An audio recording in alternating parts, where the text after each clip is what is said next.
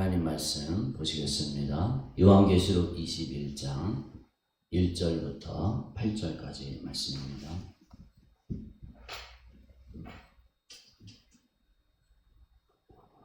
(21장) 1절부터 8절 교독으로 같이 읽겠습니다.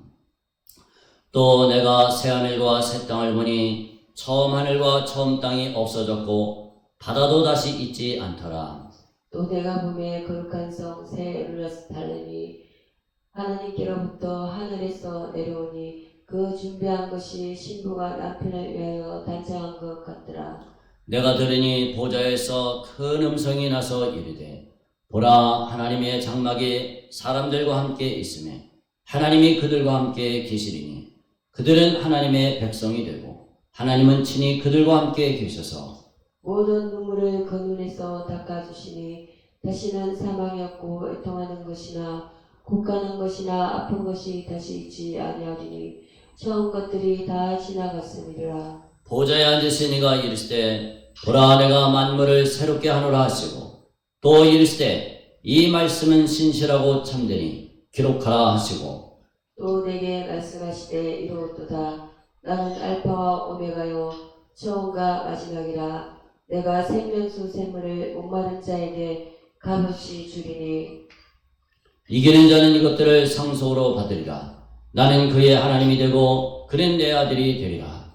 그러나 두려워하는 자들과 믿지 아니하는 자들과 흉악한 자들과 살인자들과 음행하는 자들과 점술가들과 우상숭배자들과 거짓말하는 모든 자들은 불과 유황으로 타는 곳에 던져지리니 이것이 둘째 사망이라. 아멘. 오늘 말씀 보면은 오늘은 요한계시록 21장입니다. 21장까지 왔습니다. 21장은 1절에 보면은 새하늘과 새 땅이 나옵니다. 또 내가 새하늘과 새 땅을 보니 처음 하늘과 처음 땅이 없어졌고 바다도 다시 있지 않더라. 새하늘과 새 땅이 나오는데 재림 후에 성도들이 어떻게 살 것이냐, 이거를 우리한테 보여주고 있습니다. 알려주고 있습니다. 우리가 이 세상에 살아갈 때, 믿음 생활을 할 때 우리가 어떤 삶을 살아갈 것이냐, 앞으로 저 나라에서 그 나라에서 어떤 삶을 살 것이냐, 여기에 대한 확고한 이해가 필요합니다. 막연하게 그냥 천국 간대, 거기서 영원히 산대, 이거보다 정확하게 그럼 천국에서 어떤 삶을 살 것이냐, 도대체 그게 뭐냐, 이거를 명확하게 가르쳐주고 있습니다. 이 견고한 말씀, 확고한 말씀은 우리의 믿음을 강하게 합니다. 그리고 간절한 소망은 어려움을 뚫고 나가는 힘을 공급합니다. 로마서 15장 13절에 보면은 소망의 하나님이 모든 기쁨과 평강을 믿음 안에서 너에게 충만하게 하사 성령의 능력으로 소망이 넘치게 하시기를 원하노라. 이스라엘 백성들이 애굽에서 그렇게 400년 동안 고통당하면서 노예생활을 하다가 모세가 나타나서 우리가 하나님께서 약속하신 저 땅으로 가자. 그럴 때 저 땅으로 가자 했을 때 전부 아멘 하면서 갔잖아요. 그러면은 그 땅이 뭐냐 도대체? 그 땅이 무슨 땅이냐? 어떤 땅이냐? 하나님께서 약속하신 땅이야. 그것은 젖과 꿀이 흐르는 땅이야. 그리고 가데스 바네에서 정탐꾼을 파송했을 때 진짜 그것이 아주 살기 좋은 곳, 낙원 같은 곳, 포도 한 송이 우리 보면 한 요만하잖아요. 접시에 이렇게 담기잖아요. 우리가 보는 거는. 근데 거기서는 포도 한 송이가 얼마나 큰지 나뭇가지에 묶어갖고 갖고 왔다고 그랬습니다. 과연 젖과 꿀이 흐르는 땅이다, 이렇게 표현할 정도로 거기가 비옥한 땅이요, 정말로 살기 좋은 땅이었습니다. 그것을 갖고 그들이 소망을 품고 거기를 바라보게 되는 거죠. 물론 그 당시 이스라엘은 가나안 족속 때문에 불평하고 원망했지만 가나안 땅에 대한 소망을 가지고 2세대는 들어갔습니다. 그 40년 동안 방황하면서 40년 동안에 얼마나 어려움을 겪었습니까? 간조한 땅이라고 그랬습니다. 불뱀이 나오는 곳, 물이 없어서 원망하는 곳, 고통이 있는 곳, 그것을 어떻게 통과를 했느냐? 가나안 땅에 대한 소망을 품고 통과를 했다는 겁니다.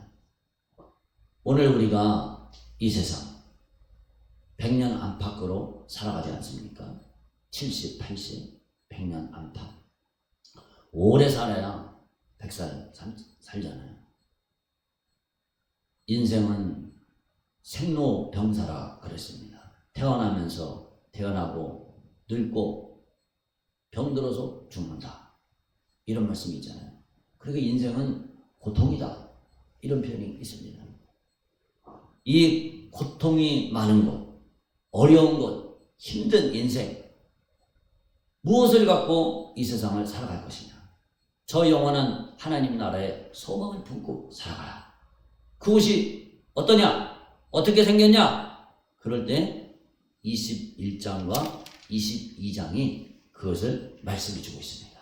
그래서 소망을 품고 있다는 겁니다. 그러면은 이 새하늘과 새 땅은 언제 나타나는가? 새하늘과 새 땅이 나타나는 그 시점이 언제인가? 역사적 전천년주의자나 세대주의자는 천년왕국 이후에 나타난다고 주장을 합니다. 새하늘과 새 땅은 천년왕국이 끝난 다음에, 그러니까 20장, 지난번까지 본 20장, 천년왕국이 끝난 다음에 그 다음에 이 새하늘과 새 땅이 나타난다, 이렇게 주장을 해요.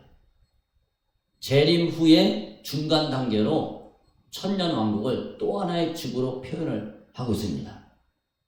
현존 지구가 천년왕국 때 새로워지고 그 이후에 새하늘과 새 땅이 도래할 때 또다시 변화를 겪는다, 이렇게 이해를 하고 있습니다. 그러니까 지구에 대해서 서로 다른 세 가지 형태가 있는 것을 얘기를 해요. 세대주의나 역사적 전천년주의, 그리고 현재 지구, 그 다음에 천년왕국 지구, 그 다음에 새하늘과 새 땅 지구, 이렇게 세 가지로 얘기를 합니다. 그런데 본문은 새하늘과 새 땅이 현존 지구를 새롭게 하는 다음 단계고 최종 단계라는 것을 말씀하고 있습니다.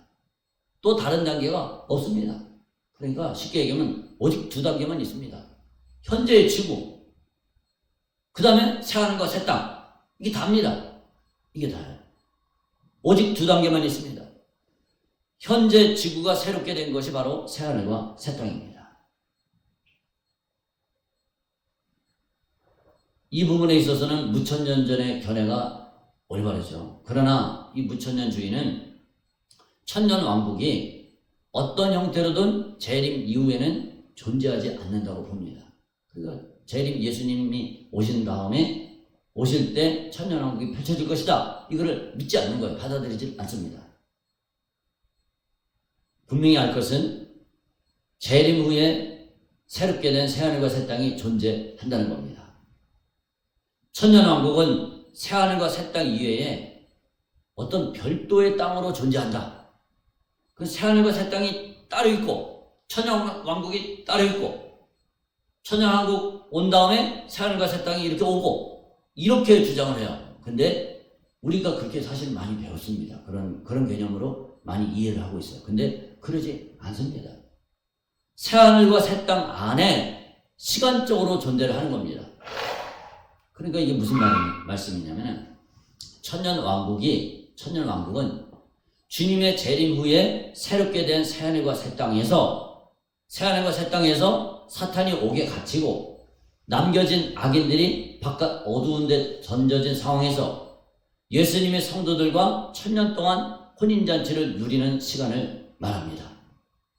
다시 정리를 하면은 이제 예수님이 재림하시잖아요. 예수님이 재림하셔요. 그러면 성도들은 휴거돼서 올라가죠. 또 이미 잠자던 성도들은 부활합니다. 예수님 재림하실 때. 재림하시는 그 순간이 천년왕국이 시작되는 시점이라는 겁니다. 새하늘과 새 땅을 가지고 하나님께서 내려오죠. 내려오면서 그때부터 천년왕국이 시작이 되는 거예요. 그때부터. 문자적 천년왕국이 시작이 되는 겁니다. 새하늘과 새 땅이 천년왕국이에요. 천년왕국이 시작이 되고 천년왕국이 끝나면은 그대로 그냥 영원한 천국이 계속 유지가 되는 거죠. 그렇게 되는 겁니다. 그러니까 21장과 22장은 실제 장은 20장 뒤에 나와요. 그러니까 천년왕국 나오고 나서 뒤에 나옵니다. 근데 실질적으로는 재림 후에 시작되는 상황을 설명하는 설명장입니다. 그러니까 21장과 22장은 시간적으로 볼 때 백보자 심판 전입니다. 그래 백보자 심판이 20장 11절부터 15절까지 나오잖아요. 백보자 심판 이전에 나오고 이전에 있을 일을 21장과 22장에서 설명을 해주고 있습니다. 새하늘과 새 땅이 나타나는 시점은 재림할 때 나타난다는 겁니다. 처음 하늘과 처음 바다가 더 이상 존재하지가 않습니다. 처음 것들이 다 지나갔다고 그랬어요. 4절에 보면은 모든 눈물을 그 눈에서 닦아주시니 다시는 사망이 없고 애통하는 것이나 곡하는 것이나 아픈 것이 다시 있지 아니하리니 처음 것들이 다 지나갔음이로라. 베드로 사도도 재림 후에 곧바로 성도들에게 새하늘과 새 땅이 주어진다고 말하고 있습니다. 베드로후서 3장 13절 보면은 우리는 그의 약속대로 의가 있는 곳인 새하늘과 새 땅을 바라보도다. 바울 사도도 재림과 함께 새 예루살렘 성이 내려온다고 말합니다. 주의 재림을 사모하는 자들이 하늘로부터 내려오는 새 예루살렘 성의 도래를 기다리고 있습니다. 새 예루살렘 성이 바로 우리의 성도의 처소입니다. 고린도서 5장 2절에 보면은 참으로 우리가 여기 있어 탄식하며 하늘로부터 오는 우리 처소로 덧입기를 간절히 사모하노라. 혼인잔치 기간은 천년이라는 길고 완전한 시간입니다.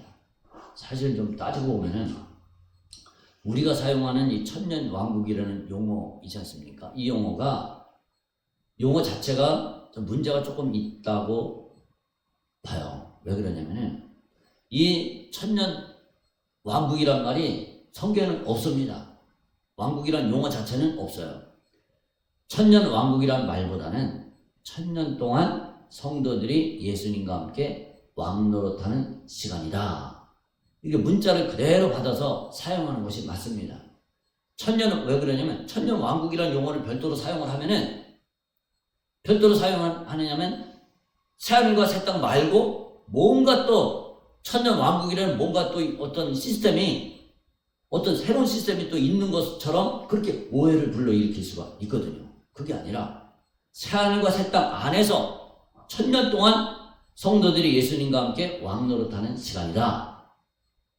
그러니까 천년 동안 새하늘과 새 땅에서 사탄이 결박당한 시간 동안에 성도들은 예수님과 함께 왕노릇하는 시간으로 바로잡아야 된다는 겁니다.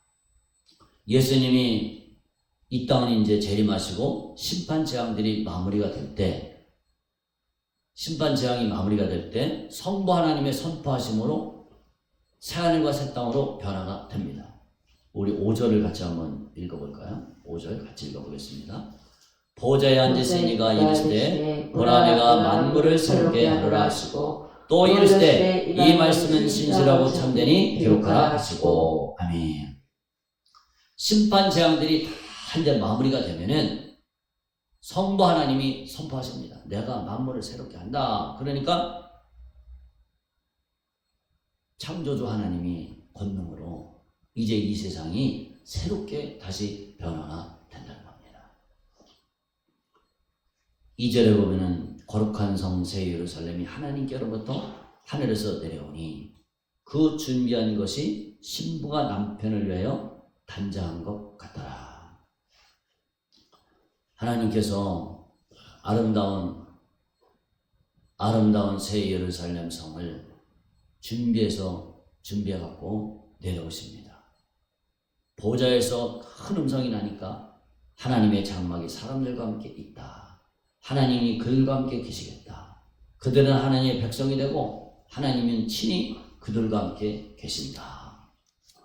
이렇게 말씀해주고 있는데, 이 말씀이 요한계시록 2장 3장에 보면은 이 말씀하고 연결이 됩니다.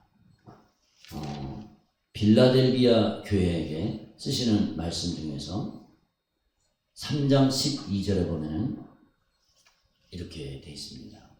우리 화면을 잠깐 보시겠습니다. 3장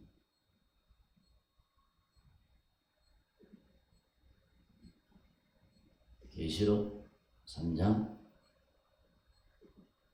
12절, 우리 말씀을 12절을 같이 한번 읽어보겠습니다. 이기는 자는 내 하나님 성전의 기둥이 되게 하리니 그가 결코 다시 나가지 아니하리라. 내가 하나님의 이름과 하나님의 성 곧 하늘에서 내려오는 새 예루살렘의 이름과 나의 새 이름을 그의 위에 기록하리라. 아멘. 이기는 자는 하늘에서 아버지께로부터 새 예루살렘 성이 내려오는데 그 이름을 기록해 준다 그랬습니다. 예루살렘의 이름을 기록해 준다고 그랬어요. 이름을 기록해 준다는 게 뭡니까? 너는 내 거라는 거예요. 너는 내 거. 생명체의 기록. 네, 너는 내 거라는 겁니다.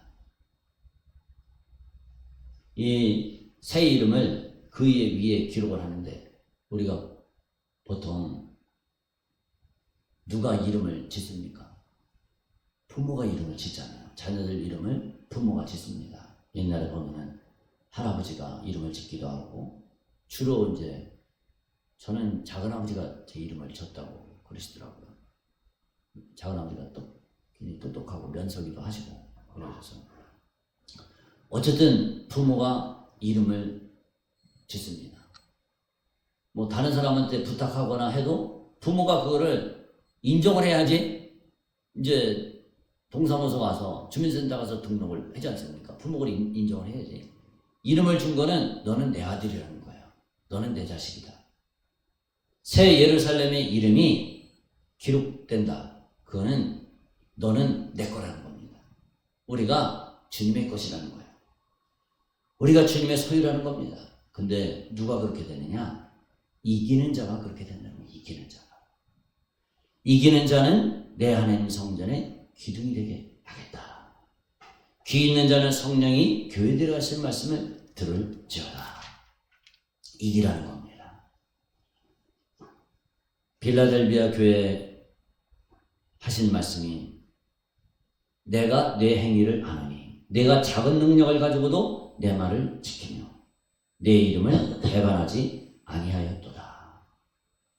이렇게 믿음 생활을 하다가 보면 그럴 때가 있습니다. 어떨 때가 있느냐? 다른 사람하고 이렇게 비교해 봤을 때 진짜 믿음 있는 사람, 진짜 저 사람 진짜 대단한 분이다. 아주 그야말로 영적인 사람. 쉽게 얘기하면 막 엘리야 같은, 엘리야 시대 때도 보면은 엘리사 시대 때도 보면은 엘리야 같은 사람도 있고 엘리사 같은 사람도 있고 아주 영적 거성이잖아요. 근데 그 밑에 또 선지 생도들이 있었습니다. 그러니까 평범한 그냥 선지생들, 평범한 선지자들이 있었습니다. 오늘 이 시대에도 그렇습니다. 정말로 훌륭하고 아주 영적 능력을 갖고 영감이 출중하고 그런 분들이 있고, 또 그렇지 못한 사람들이 있죠. 저는 그런 분들 보면 굉장히 부럽고, 나는 왜 이랬지? 나는 왜 이렇게 부족한 게 많을까? 이런 생각을 가질 때가 많이 있습니다. 그런데 보세요. 내가 내 행위를 하느니 내가 작은 능력을 가지고도 내 말을 지키며 내 이름을 배반하지 아니하였도다. 이게 하나님의 칭찬이 더 큰 겁니다. 하나님이 그거 갖고 칭찬을 해요. 내가 부족하고 연약하잖아요. 근데 그럼에도 불구하고 작은 능력을 가지고도, 작은 믿음을 가지고도, 작은 영역을 가지고도 하나님의 말씀을 지키고 주님을 배반하지 아니하였다. 주님께 칭찬받는다는 겁니다. 그러니까 2달란트, 5달란트 받은 자는 진짜 죽도록 충성해서 주인한테 유익을 남겼는데, 1달란트 받은 자는 이유는 안 나왔어요. 이유는 안 나왔는데 그냥 땅속에 파묻어 두었습니다. 파묻어 두고 주인은 엄한 사람이라 심지 않은 데서 거두고 해치지 않는 데서 거두는 줄 알고 내가 두려워해서 땅에 감췄습니다. 그랬잖아요. 이 1달란트 받은 사람은 어쩌면은 상대적으로 비교해서 나는 왜 이렇게 조금 줬나? 나는 주인이 나에게 왜 요거밖에 안 줬나? 다른 사람 나보다 2배, 5배나 줬는데 나는 왜 이렇게 조금 줬나?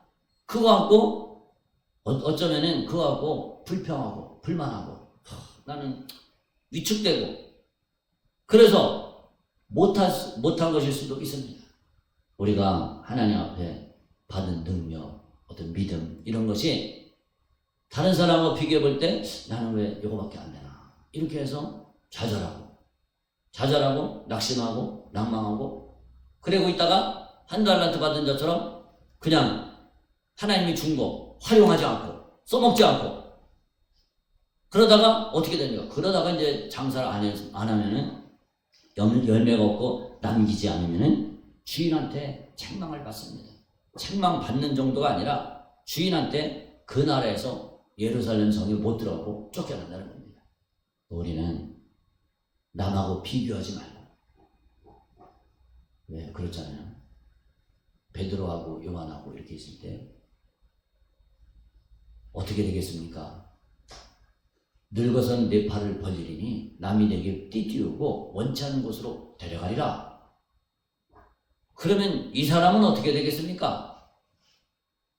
내가 올 때까지 머물게 하고자 할지라도 내게 무슨 상관이냐?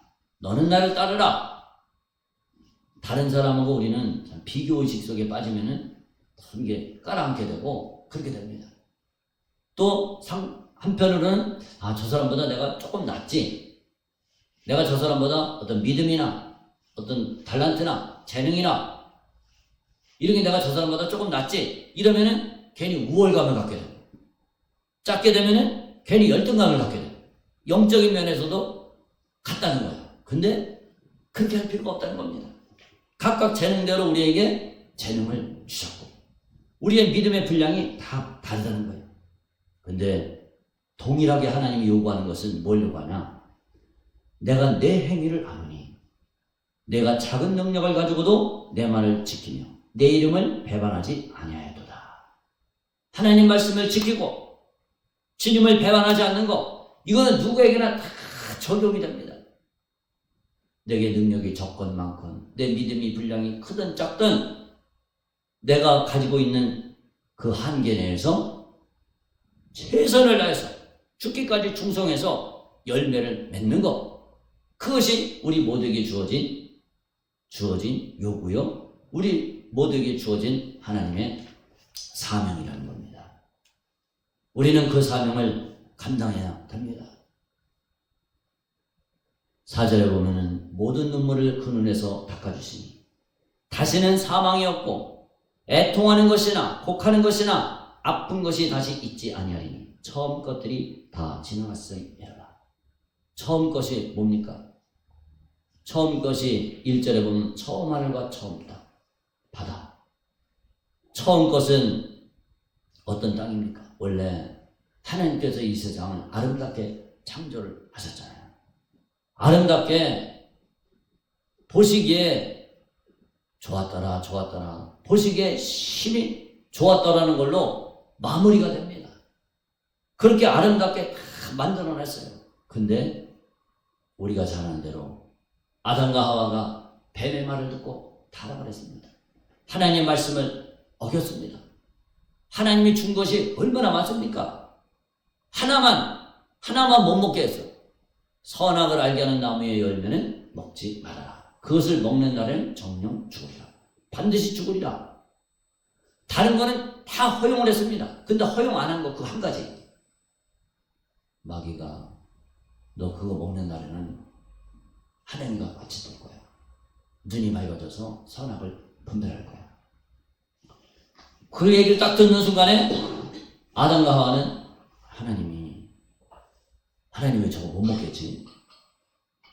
저는 진짜 좋은 건가 봐. 하나님만 혼자 먹으려고 우리 못 먹겠는가 봐. 저를 좋은 거를. 뱀의 말을 딱 듣는 순간에 그런 생각이 드는 거예요. 하나님은 욕심쟁이인가? 부당해? 아니 모든 것을 다 허락하고 딱 하나만 한 사람이 이 뱀의 말을 듣잖아요. 그러면은 만족을 못합니다. 내게 주어진 어떤 시간, 내게 주어진 어떤 물질, 내게 주어진 그 모든 것들에 만족하면서 살아야 되는데 만족을 못합니다. 만족을 못하고 불평불만하게 됩니다. 하나님께 불평불만을 합니다. 사람에게 불평불만을 합니다. 불평불만하면서 그러면서 이제 죄를 짓는 거예요. 그래서 타락하게 됐습니다. 타락을 하니까 어떻게 됐습니까? 이 마귀가 뭡니까? 거짓말잖아요. 하나님과 같이 될 줄 알았더니 하나님과 같이 되는 것이 아니라 쫓겨나버리게 됐습니다. 사망이 왔습니다. 죽음이 왔습니다. 자기 자식의 첫째 아들이 둘째 아들을 죽여버렸습니다. 살인사건이 일어났습니다. 모든 눈물을 그 눈에서 닦아주시니 다시는 사망이 없고 애통하는 것이나 곡하는 것이나 아픈 것이 다시 있지 아니하니 처음것들이 다 지나갔습니다.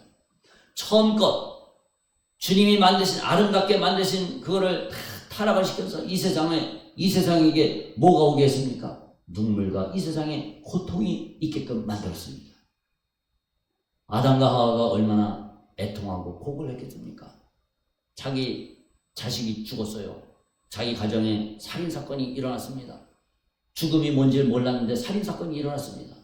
얼마나 가슴에 한이 맺혔겠습니까? 저 뱀, 저놈한테 속아갖고 우리에게 이런 고통과 슬픔이 왔구나. 우리 인간이 겪는 모든 고통과 슬픔, 인간이 겪는 고통과 슬픔 어디에서 왔느냐? 전부 이 뱀한테서 옵니다. 내가 죄를 짓고 죄의 값 때문에 죄의 삭선 사망이요. 죄 때문에 우리는 고통당할 수 없고 고통을 피할 수가 없습니다. 이 애통, 아픈 거, 영육간에 고통당하는 거, 그래서 결국 사망이 오는 거, 또 슬픔, 이거를 피할 길이 없습니다. 피할 길이 없는데요. 근데 이제는 그런 것들이 다 사라진다는 겁니다. 처음 것들이 다 사라지고 새로운 것이 오게 된다는 거예요. 모든 눈물을 그 눈에서 닦아주신다고 했습니다. 여러분, 우리는 인간이 죄 때문에 당하는 고통, 눈물 이런 것도 있지만 이제는 우리가 무엇 때문에 고통을 당해야 됩니까? 무엇 때문에 눈물을 흘려야 됩니까? 내가 이 세상에서 겪는 어려움 때문에, 이 고난 때문에 눈물을 흘리고 아프고 이러지 말고 이제는 우리 믿는 사람들은 이 고통의 수준을 좀 높여야 됩니다. 무슨 말이냐? 예수님이 뭐 때문에 마음 아파하시고 뭐 때문에 눈물을 흘리셨습니까?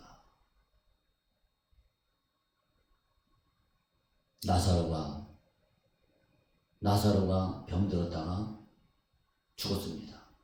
그럴 때 예수님이 그 얘기를 듣고 눈물을 흘리시더라, 이런 표현이 나옵니다. 예루살렘 성으로 이렇게 올라가시면서 자기를 막 맞이하고 호산나 찬송하려고 막 맞이하려고 이런 군중을 보면서 예루살렘을 향해서 눈물을 흘리셨습니다. 예루살렘아 예루살렘아, 선지자들을 파송한 선지자들을 돌로 치는 자여, 암탉이 제 새끼를 날개 아래 모으려고 얼마나 내가 애썼냐. 그런데 예수님을 받아들이지를 않았습니다. 장차 예루살렘이 멸망할 것을 바라보면서 예수님이 눈물을 흘리셨습니다. 바울 사도는 에베소 그 장로들을 예루살렘으로 올라갈 때 사도행전에 보면 에베소 장로를 초청하면서 거기서 일종의 고별 설교를 했는데, 거기서도 뭐라고 그러냐면 내가 3년 동안 밤낮 눈물로 훈계한 것을 너희들이 기억하라. 에베소 교회를 목회를 할 때 이 바울 사도는 눈물로써 목회를 했습니다. 또 바울은 내가 애타하지 않더냐, 너희를 향해서 애타하지 않더냐. 그리고 바울 사도가 뭐라고 하냐면 내가 내 마음속에 고통이 있다. 이 고통이 뭐냐? 내 동족, 내 친척들이 예수를 몰라서 멸망하는 것 때문에 아주 눌리는 고통이 있다. 차라리 내가 그리스도에게서 끊어질지라도 그들이 구원받기를 원한다. 이런 표현을 했습니다. 우리는 무슨 눈물이 있어야 되겠습니까? 어떤 사람들은 교회에 와서 기도해라 그러면, 새벽 기도나 기도해라 그러면 하나님 나라를 위해서 우는 게 아니라 신세 한탄하면서 옵니다. 눈물을 흘립니다. 자기 신세 한탄하는 눈물을 흘려요. 우리 물론 때로는 신세 한탄하는 눈물도 흘릴 수 있습니다. 한나처럼 사무엘 어머니 한나가 자기가 그 대적 분이 나가 한나 열받게 하니까, 열받게 해도 애도 못 낳는 게 애도 못 낳으면서 막 이렇게 놀리고 막 이러니까 그게 막 분에 겨워서 신세 한탄하고 하나님 앞에 성전에 나와서 눈물 흘리고 기도를 했잖아요. 그것도 물론 필요합니다. 근데 우리는 업그레이드된 눈물을 흘리시기를 주님의 이름으로 축복합니다. 예수님과 같은 눈물, 바울 사도와 같은 눈물, 영혼을 살리려는 그 눈물, 영혼을 살려내는 그 눈물을 흘리시기를 주님의 이름으로 축복합니다. 느헤미야에서 보면 거기도 눈물 흘리는 게 나옵니다. 느헤미야가 눈물 흘리면서 기도를 했습니다. 사람들이 말을 안 듣습니다. 말을 안 들어요. 그러니까 눈물을 흘리면서 기도를 했습니다. 눈물을 흘린다는 얘기가 어디 있어? 못 찾겠네. 하여튼 에스라인지 느헤미야인지 눈물을 흘리면서 기도를 했습니다. 애통하는 마음, 애타하는 마음으로 기도를 했습니다. 또 눈물 흘린 사람이 누가 있습니까? 예레미야가 눈물의 선지자라고 하잖아요. 예루살렘이 멸망할 것을 바라보고 또 예루살렘이 멸망한 그 처참한 현실을 바라보면서 예레미야 애가를 썼습니다. 우리는 무엇 때문에 눈물을 흘려야 됩니까? 죽어가는 영혼들을 향해서 예수 믿지 않는 내 가족을 위해서, 부모, 형제, 자녀들을 위해서, 그것을 위해서 눈물을 흘려야 됩니다. 왜 눈물을 흘려야 됩니까? 예수 안 믿고 제가 그냥 있으면 그들이 지옥에서 이 불못에 던져진다고 그러잖아요. 8절에 보면은 믿지 아니하는 자들, 흉악한 자들, 살인자들, 점술가들, 우상 숭배하는 자들, 거짓말하는 자들, 모든 자들은 불과 유황으로 타는 못에 던져지리니 이것이 둘째 상황이라.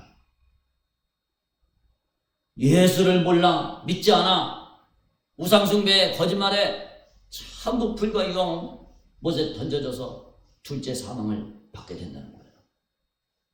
우리가 왜 눈물을 흘리고 애통하는 마음을 가져야 됩니까? 그 안타까운 마음으로, 예수님의 심정으로, 예수님의 마음으로 애통하고 눈물 흘리는 그 마음을 우리가 가져야 됩니다. 언제 울어야 되느냐? 지금 울어야 돼, 지금. 내 호흡이 끝나고 내 심장이 멈추면은 늦습니다. 소용이 없습니다. 내 부모, 형제들, 가족, 친척들, 이적의 영혼들, 그들이 심장이 멈추고 그들이 호흡이 끊어진 다음에 눈물 흘리면 소용이 없습니다. 이 땅에 있을 때 내가 살아있는 동안에 그들을 위해서 눈물을 흘려야 됩니다. 주님이 오셔서 재림하셔가지고 주님이 오셔서 전부 성도들 나도 전부 다 이제 예수님한테 인사하고 그럴 거 아니에요. 예수님 맞이하고 그럴 거 아니에요. 예수님 손에 보니까 손수건이 있어요. 손수건이 있어서 그걸로 뭐 했냐면 성도들의 눈물을 닦아주는 거예요. 너는 왜 이렇게 눈물이 많냐? 예, 제가 멸망해가는 아무개를 위해서 기도에다가 기도의 눈물을 제가 이렇게 흘렸습니다. 그래, 잘했다. 이제 울지 말아라. 내 기도가 응답됐다. 너는 뭐 때문에 눈물을 내냐? 저는 저 아프리카 죽어가는 영혼들을 위해서 제가 눈물을 흘려서 기도를 하고 이렇게 아주 눈에서 마를 날이 없습니다. 눈물이 마를 날이 없이 지냈습니다. 그러냐? 네 기도가 응답돼서 아프리카의 아무개가 구원받았다. 잘했다. 착하고 충성되죠. 내 앞에 딱 왔어. 예수님이 이제 눈물을 닦아주려고 수건을 딱 대는데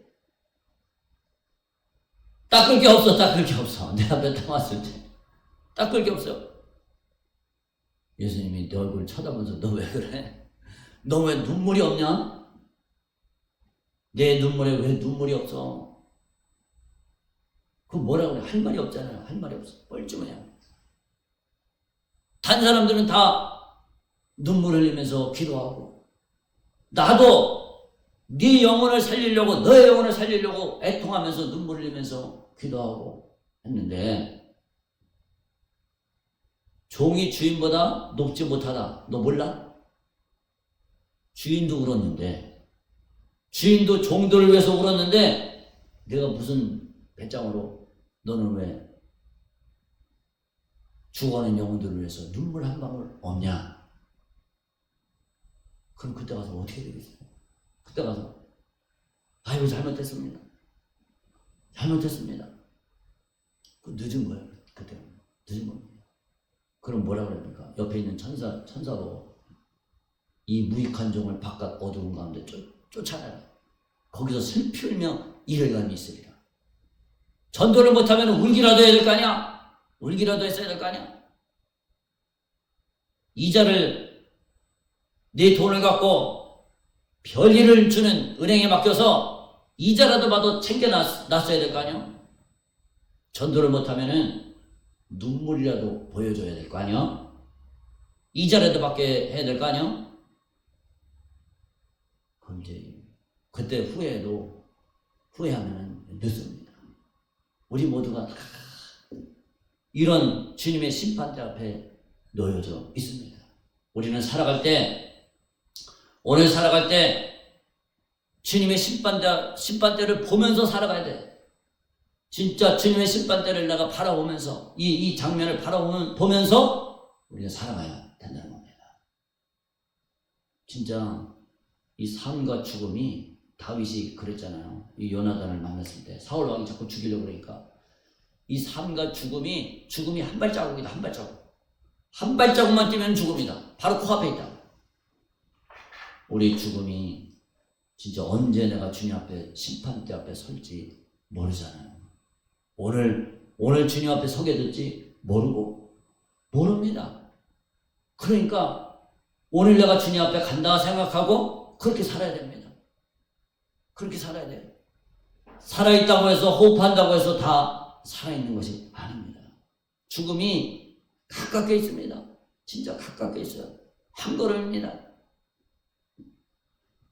그러니까 이 앞날을 바라보면서 저부터 우리 모두가 그날에 최소한 주님이 닦아줄 눈물은 있어야 됩니다. 최소한 나는 너를 위해서 십자가에 피 쏟아 죽기까지 충성하고 너를 살리려고 그 고통을 참아내고 겟세마네 동산에서 땀방울이 핏방울이 되도록 기도하고 바울 사도 같은 사람들을 보내서 너를 위해서 기도하고 내 믿음의 선배들을 그렇게 보내셨는데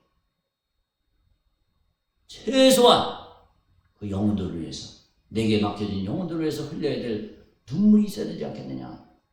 주님이 그거를 우리에게 요구하십니다. 저 여러분들이 정말로 우리는 이렇게 성경을 읽어가면서 야, 주님은 진짜 다시 오시는구나. 현재 내가 당하는 고통은 끝이 있는 거구나. 어려움은 끝이 있는 거야. 우리가 부족하잖아요. 우리 6절 같이 한번 읽어볼까요? 6절 같이 읽어보겠습니다. 또 내게 이르시되 이로도다 나는 알파 오메가요 처음과 마지막이라 내가 생명수 샘물을 목마른 자에게 값없이 주리니. 아멘. 생명수 샘물을 목마른 자에게 값없이 준다고 그랬습니다. 내 영혼이 살아갈 수 있는 이 생명수 샘물을 목마른 자에게 값없이 준다고 그랬는데 누가 목마릅니까? 목마른 자가 누굽니까? 내가 주님의 일을 하기를 원해. 주님의 뜻대로 살기를 원해. 근데 내가 부족해. 이게 생명수 샘물도 물론 있지만 실제 눈에 보이는 생명수 샘물이 있어요. 그것도 있지만 또 동시에 뭐냐면은 성령을 뜻합니다. 이 땅에서 우리는 주님이 그랬잖아요. 누구든지 목마르면 내게로 와서 마시라.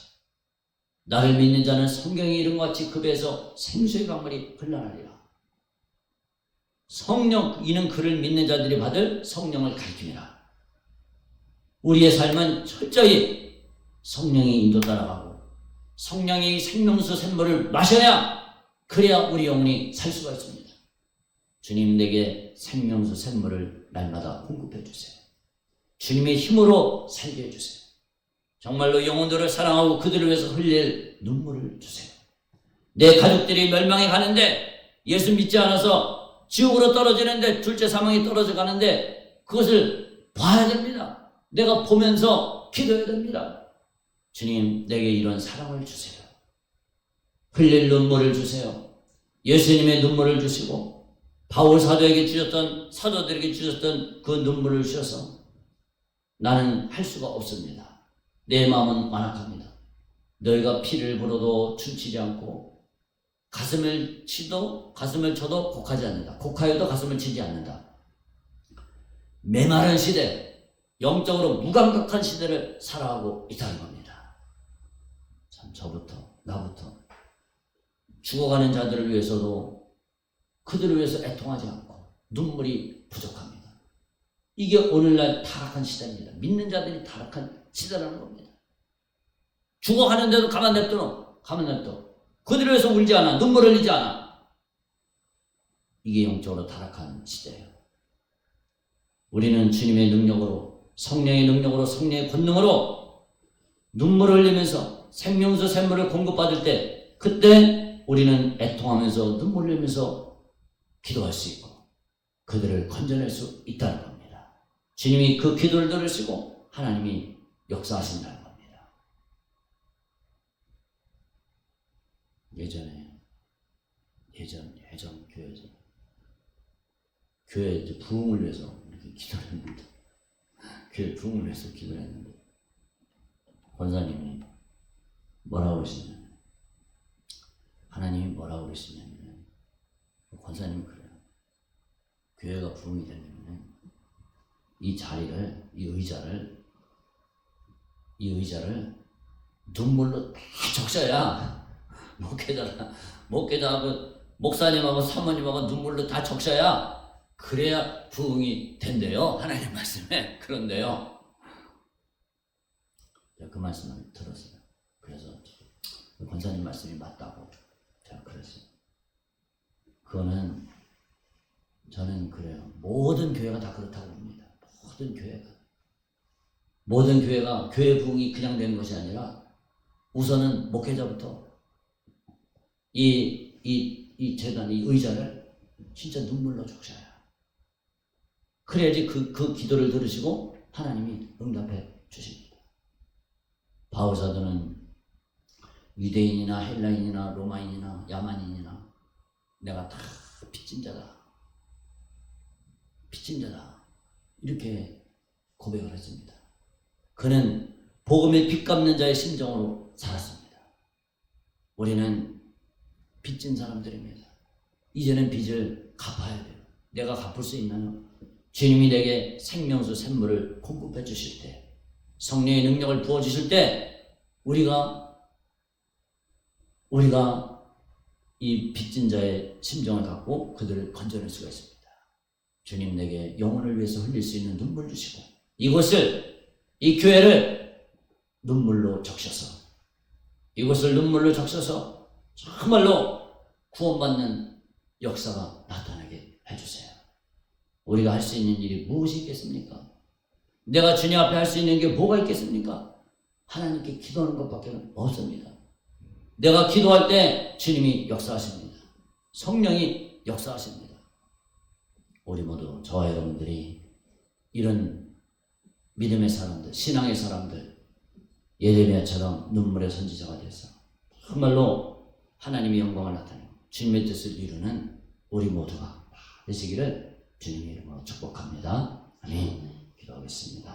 아버지 감사합니다. 주님, 우리의 소망은 새하늘과 새 땅입니다. 장차 주님이 오신다고 그랬습니다. 모든 눈물을 그 눈에서 닦아주시고 아버지여, 두려워하는 자들, 믿지 않는 자들, 흉악한 자들, 살인자들, 음행하는 자들, 점술가들, 우상숭배자들 다 불과 유황으로 타는 것에 던져진다고 했습니다. 주님, 우리가 이것을 바라오며 불과 유황으로 타는 것에 던져질 우리의 자녀들을 위해서 기도하게 해주시고 우리의 친척들, 일가 친척들, 이 지역의 수많은 영혼들을 위해서 기도하게 해주세요. 아버지, 이 기도의 사명으로 우리를 부르셨습니다.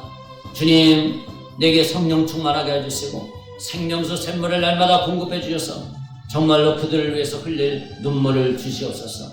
눈물이 없는 거, 영혼들을 사랑하지 못하는 거 주님 용서해 주세요. 아버지, 바울처럼 복음의 빚진 자의 심정으로 살아가게 하여 주시옵소서. 감사드립니다. 하나님 아버지, 은혜를 감사합니다. 아버지, 이제 새하늘과 새 땅이 내려옵니다. 신부가 된 것은 새하늘과 새 땅을 들어갈 소망이 있습니다. 그러나 이 세상에 두려워하는 자들, 믿지 않는 자들, 우상숭배하는 자들 다 불과 유황으로 타는 것에 던져져 둘째 사망을 당하게 됩니다. 아버지, 내 눈에서 정말로 이들을 위해서 흘릴 눈물을 주시옵소서.